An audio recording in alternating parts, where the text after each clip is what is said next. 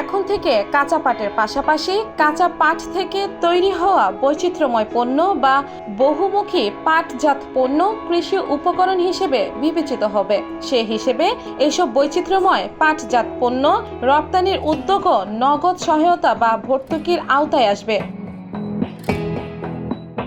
বাংলাদেশ ব্যাংকের বৈদেশিক মুদ্রা ও নীতি বিভাগ থেকে জারি হওয়া এক প্রজ্ঞাপনে এ তথ্য জানানো হয়েছে। এতে বলা হয়, সরকারি সিদ্ধান্ত ক্রমে স্পষ্ট করা হচ্ছে, বৈচিত্র্যকৃত পাট পণ্য রপ্তানিতে ভর্তুকি প্রদানে পাট আইন 2017 অনুসারে বৈচিত্র্যকৃত বা বহুমুখী পাটজাত পণ্য উৎপাদনের পাটের পাশাপাশি পাটজাত পণ্য উপকরণ হিসেবে বিবেচিত হবে।